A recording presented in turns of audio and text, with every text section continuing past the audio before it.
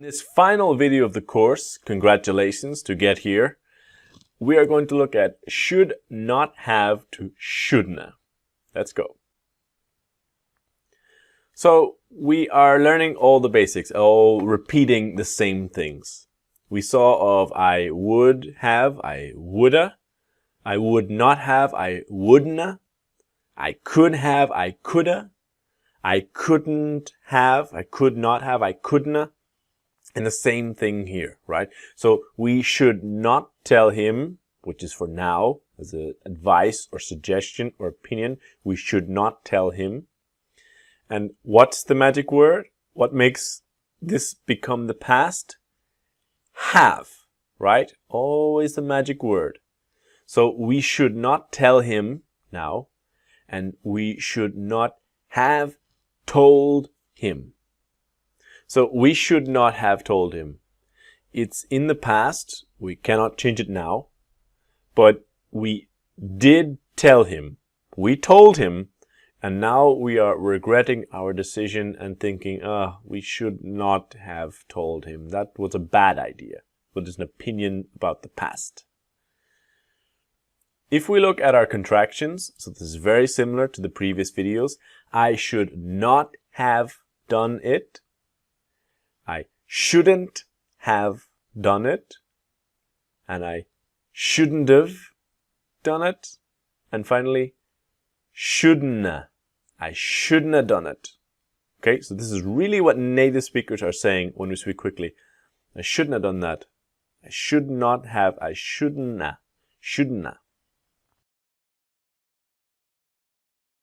So let's go directly to our practice, and let's focus on that shouldn't-a. Shouldna, okay? It should not have been so expensive. It shouldn't have been so expensive. And it shouldn't have been so expensive. Shouldn't have been so expensive. The computer should not have updated itself. The computer shouldn't have updated itself. And the computer shouldna updated itself. The computer shouldn't have updated itself. We should not have drunk so much coffee before the journey. So you're in your car in a journey and you drank too much coffee. We should not have drunk so much coffee. We shouldn't have drunk so much coffee before the journey. And we shouldn't have drunk so much coffee before the journey. He should not have told her about that. He shouldn't have told her about that. And he shouldn't have told her. He shouldn't have told her about that. He shouldn't have told her about that. He should not have done that without checking with me first. He shouldn't have done that without checking with me first. And he shouldn't have done that without checking with me first.